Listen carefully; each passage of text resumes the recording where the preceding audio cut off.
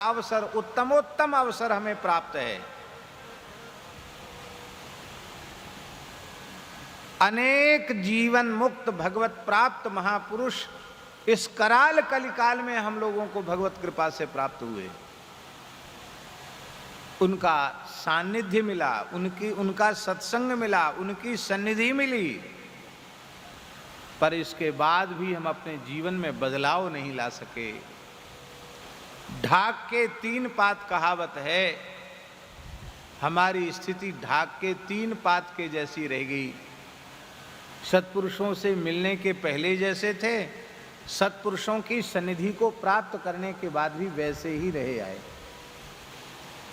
केवल बाहरी थोड़े नाक नक्श में थोड़ा सा अंतर आ गया, तिलक लगाने लग गए, कुछ वेशभूषा बदल गई, और वेशभूषा का बढ़िया लाभ तो मिलता ही, लोग बाबा बाबा कह के दंडोत प्रणाम करते हैं, सुंदर भोजन कराते हैं, दक्षिणा भी देते हैं, प्रणाम भी करते हैं, पाँव भी धो लेते हैं। ये लाभ हो गया। अब ईमानदारी से विचार करो, ये लाभ है कि हानि?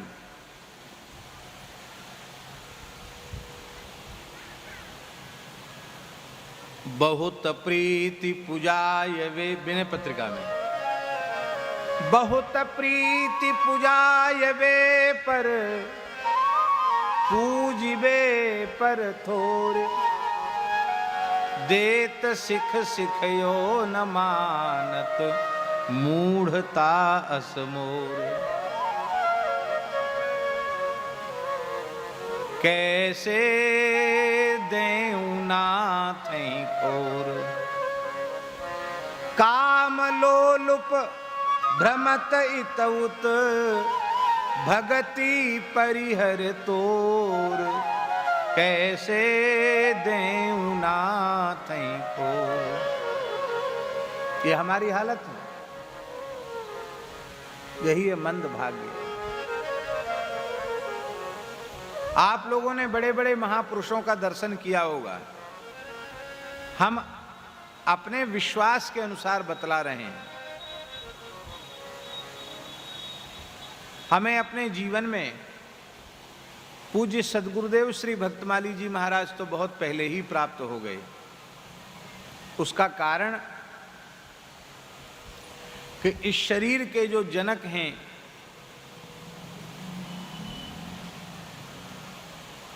वे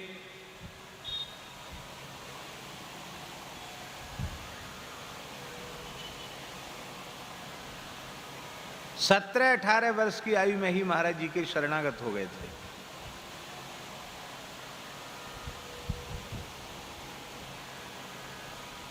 और जब ये शरीर मातृगर्भ में था और माताजी आसन्न प्रसवा थी, उसी समय हमारी माताजी की दीक्षा हुई। और दीक्षा के मुश्किल से 10-15 दिन के बाद इस दास का जन्म हो गया। तो हम तो ये अनुभव करते हैं कि हमको तो गुरुदेव ने गर्भ में ही अपना लिया।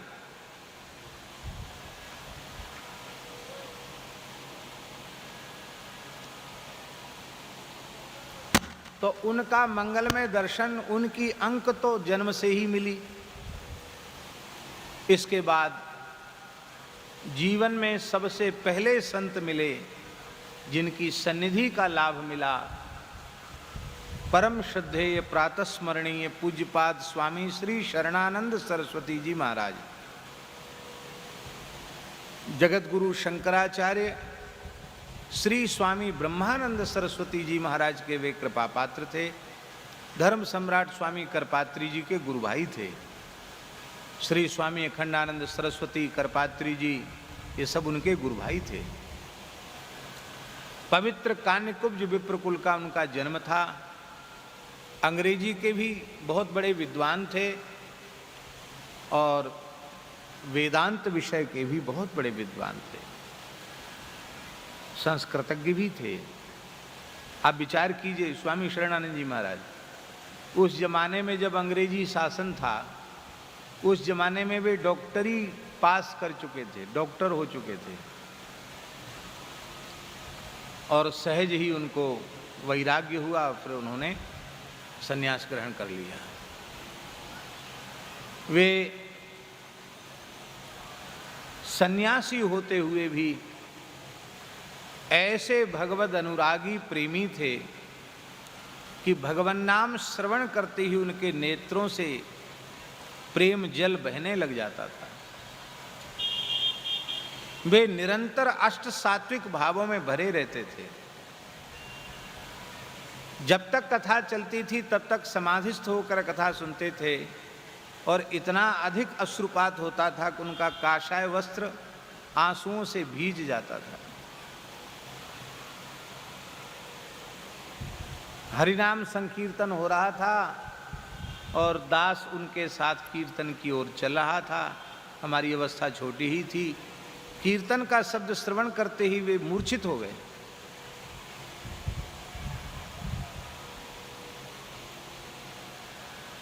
उनके प्रेम की विह्वल दशा में ऐसा लगता था कि श्रीमद् चैतन्य महाप्रभु जी की कोई छाया इन पर पड़ गई हो,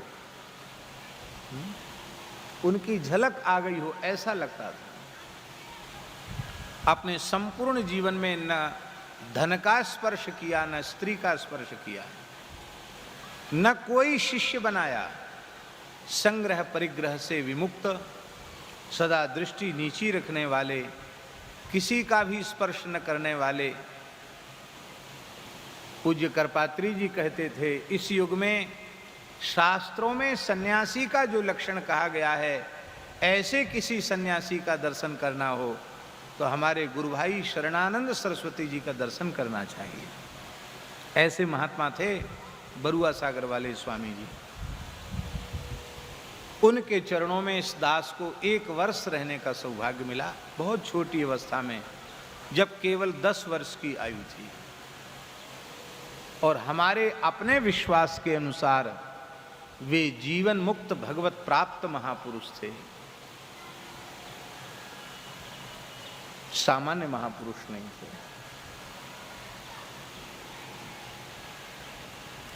उनके ब्रह्मलीन होने के पश्चात पूज्य सद्गुरुदेव श्री भक्तमाली जी महाराज के चरण सदा सर्वदा के लिए प्राप्त हो गए। स्वामी जी के ब्रह्मलीन होने के बाद दास ने निश्चय कर लिया था कि हमको पढ़ना नहीं है। महाराज जी पधारे, सब लोगों ने कहा महाराज ब्राह्मण बालक पढ़े नहीं तो करेगा क्या? ये कहते हम पढ़ेंगे नहीं, अंग्रेजी स्कूल में जाएंगे नहीं पढ़ने के लिए, अब क्या किया जाए? महाराज जी बोले हमारे साथ चलोगे वृंदावन? हमने कहा हाँ चलेंगे। बोले फिर ये आरोप मत लगाना अपने पिता आदि के ऊपर कि हमको भिक्षुकों की विद्या पढ़ाई, हमको अंग्रेजी नहीं पढ़ाई, नहीं तो हम भी अधिकारी ऑफिसर बनते, किसी अच्छे पद पर पहुंचते। ऐसा आरोप मत लगाना फिर इनके ऊपर। कि नहीं महाराज हम किसी पर आरोप नहीं लगाएंगे। फिर महाराज जी के साथ चले आए। सन 1981 में महाराज जी हमको अपने साथ वृंदावन ले आए और तब से अब तक वृंदावन में ही है। तो पूज्य गुरुदेव भगवत प्राप्त महापुरुष, उनका संग मिला। 2 महापुरुष। इसके बाद परम श्रद्धेय पूज्य श्री पहाड़ी बाबा महाराज मिले, जिनसे इस दास को विरक्त वेश मिला।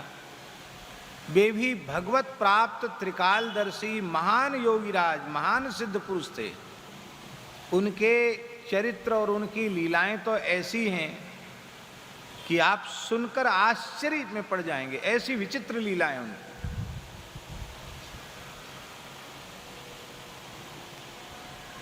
सामान्य जीवों के सामने प्रकाश ही नहीं करना चाहिए, ऐसे चरित्र हैं उनके। सिद्ध कहते किसको हैं, समर्थ कहते किसको हैं, योगी कहते किसको हैं, ये उनके निकट रहकर हमने देखा। वे कहते थे जैसे स्वच्छ दर्पण में स्पष्ट छवि दिखाई पड़ती है, ऐसी लाख आदमी मेरे सामने हों मैं जिस पर दृष्टि डालता हूं उसके संस्कार ऐसे दिखाई पड़ते हैं जैसे साफ दर्पण में छवि। ये किस लोक से आया है, इसके पूर्व में किस शरीर में था, कैसे कैसे पाप कर्म इसने किए हैं और अब मरने के बाद जाएगा कहां, ये सब उनकी दृष्टि में था। ऐसे समर्थ पुरुष थे वो। आचार्य जी रहनी ऐसी अद्भुत थी कि केवल चर्चा ही हम कर सकते हैं, अनुकरण तो हमारे जैसे प्रमादी जीव के द्वारा संभव ही नहीं है। एक लंगोटी रखते थे, दो लंगोटी नहीं रखते थे, एक ही लंगोटी रखते थे। स्नान करके गीली लंगोटी ही झाड़ के फिर से पहन लेते।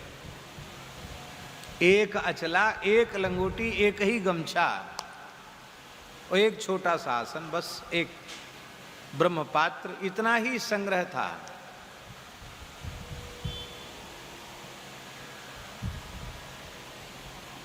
दस महीना तो एक लंगोटी पे रहते थे। कितने महीना? एक लंगोटी पर। और 2 महीना विशेष ठंड जब होती थी तब ऐसा एक अचला पहन लेते थे बस।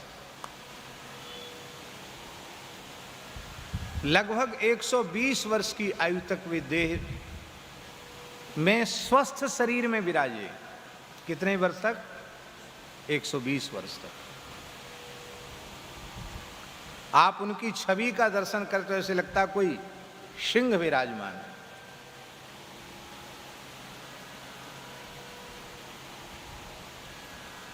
समर्थ योगी भी थे, परम सिद्ध भी थे, परम अनुरागी थे। और एक विशेष बात थी कि वो शास्त्रीय संगीत के भी बहुत मर्मज्ञ थे। किसी जमाने में वृंदावन में शाह बिहारी मंदिर में जब शास्त्रीय संगीत की गोष्ठियाँ होती थी, राजाओं का जमाना जब था, तो ध्रुपद धमार के समय पखावज के लिए महाराज जी को ही प्रार्थना की जाती थी। गाते भी थे, बजाते भी थे। तबला बहुत अच्छा बजाते थे, पखावज तो खैर बजाते ही थे। और सितार, रामदासी घराने के सितार के बहुत अच्छे ज्ञाता थे वो। हमने थोड़ी बहुत सितार उन्हीं से सीखी। और 3 ताल क्या है, झपताल क्या है, चौताल क्या है, 8 मात्रा क्या है, 10 मात्रा क्या है, ये उन्हीं के मुंह से सुना। बाकी कोई सीखा नहीं तबला बजाना, लेकिन यत्किंचित थोड़ा भी ताल का जो ज्ञान हुआ उनकी कृपा से। एक रेडियो रखते थे वो, तो समाचार सुन लेते थे और शास्त्रीय संगीत जब जब आता तो उसमें सुनते थे। तो गवैया कोई नए गलत स्वर लगा दे तो उनको ये भूल जाता था कि ये रेडियो बोल रहा है, उससे तो गवैया ही बोल रहा है। तो रेडियो को उठा के पटक देते, एक गलत स्वर लगा दिया। अब रेडियो इतनी जोर से पटकते फर्श के पे, रेडियो तो अलग हो जाता, वो फूट जाता। गौर, ये तो गया रेडियो, दूसरा ले आ। विलक्षण महापुरुष थे। उनके चरण कमल मिले, उनका अतिशय वात्सल्य प्राप्त हुआ। साधन पथ की ऐसी ऐसी दुर्लभ जानकारियां उन्होंने कृपा करके इस दास को प्रदान की कि अब मदंगे जीर्णताम यातु, बस यही बात है। जो कुछ सुना है वो हमारे में ही पच जाए, उतना ही बहुत अच्छा है। क्योंकि साधन करने के योग्य पात्र ही नहीं मिलते हैं। महाराज जी ने कहा था साधन करो, और ये साधन कोई इसके अनुरूप लक्षण वाला पात्र मिले तो साधन बताना। लेकिन उस रहने वाले साधक ही नहीं मिलते हैं, किसको बताया जाए। समर्थ पुरुष थे। परम श्रद्धेय पूज्य पंडित श्री जगन्नाथ प्रसाद भक्तमाली जी का दर्शन हुआ। भगवत प्राप्त जीवन मुक्त महापुरुष थे। कितने हो गए? 3 हैं। श्री महाराज जी, श्री शरणानंद जी, श्री पहाड़ी बाबा महाराज, भक्तमाली जी 4। पूज्य श्री सुदामा दास जी महाराज 5।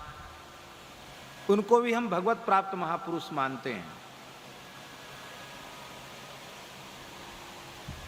पूज्य बाबा श्री बालकृष्ण दास जी महाराज, वेणु विनोद कुंज वाले महाराज जी।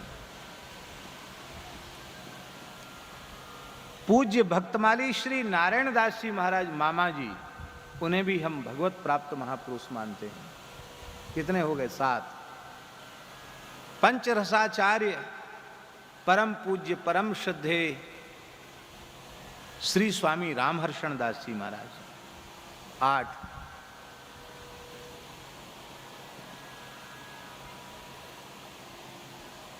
पूज्य श्री चंद्रशेखर बाबा 9।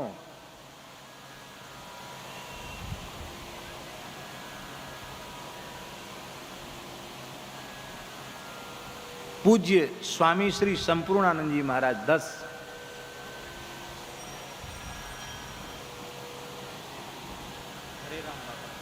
श्री हरेराम बाबा 11। अभी हैं क्या? हाँ, पूज्य पंडित श्री गया प्रसाद जी महाराज 12। परम पूज्य श्री चैतन्य कुटी वाले बड़े महाराज जी, परम पूज्य बाबा श्री नवल किशोर दास जी महाराज, हम उन्हें भगवत प्राप्त महापुरुष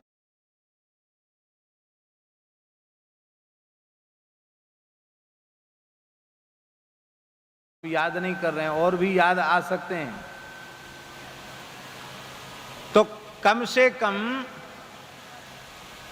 15 महापुरुष जिनका हमने दर्शन किया, जिनकी कृपा प्राप्त की, ऐसे कम से कम 15 महापुरुष तो हमको अपने जीवन में मिल गए। इतने छोटे जीवन में मिल गए जो भगवत प्राप्त महापुरुष थे। तो संतों की कमी नहीं है, महापुरुषों की कमी नहीं है, लेकिन हमारा दुर्भाग्य है कि ऐसे जीवन मुक्त भगवत प्राप्त महापुरुषों का दर्शन करके, संग करके भी हम अपनी वृत्ति को शरीर संसार से हटा नहीं पाए, भोगों से विषयों से हटा नहीं पाए, कंचन कामनी मान बड़ाई पद प्रतिष्ठा के आकर्षण से बचा नहीं पाए, और श्री सीताराम जी के चरणों में, युगल सरकार श्यामा श्याम के चरणों में जैसे चित्त को लगाना चाहिए वैसे चित्त को लगा नहीं पाए। ये है मंद भाग्या। ऐसे महापुरुषों का दर्शन करके भी हम अपने जीवन में सुधार नहीं कर पाए। हमारे महाराज जी एक बात कहते थे, बड़ी महत्वपूर्ण बात। आचार्य जी बहुत महत्वपूर्ण बात है, लिखने योग्य बात है। लिखने का मतलब अपने हृदय पटल पर अंकित करने योग्य बात है। महाराज जी कहते थे कि हम लोगों के मन में एक बात आती है कि अरे हम लोग कितने भाग्यहीन हैं। श्री तुलसीदास जी, सूरदास जी, कबीरदास जी, मीराबाई, चैतन्य महाप्रभु, इन सब के समय में हम होते तो कितना अच्छा होता है। क्या करें, हमारा जन्म तो इस समय हुआ जब महात्माओं का दर्शन ही दुर्लभ है, ऐसा हमारे मन में आता है। लेकिन महाराज जी कहते थे जिस तरह से इस समय हम प्रमाद में जी रहे हैं, उस समय भी जन्म लेकर इसी तरह प्रमाद में जीते तो उन महापुरुषों के संग का भी हमें कोई लाभ नहीं मिलता। क्या हम उस समय नहीं थे? उस समय भी हम थे, पर जैसे प्रमाद में अब जी रहे हैं ऐसे ही प्रमाद में उस समय जी रहे थे, इसलिए उस समय भी लाभ नहीं मिला। यदि वर्तमान समय में जो संत हमें भगवत कृपा से प्राप्त हैं उनका लाभ हम नहीं ले पाते हैं, तो भक्ति काल के संत भी हमें मिल जाते तो हम उनसे कोई लाभ नहीं ले पाते। क्या लाभ ले पाते? इसलिए जो संत हमें प्राप्त हैं उनसे लाभ ले लो पहले, और हमारा अपना ऐसा विश्वास है उनसे लाभ लेने लग जाओ तो पूर्व में जितने संत हुए हैं उनकी सबकी कृपा प्राप्त हो जाएगी। क्योंकि कौन्तेय प्रतिजानी ही नमे भक्तः प्रणश्यति।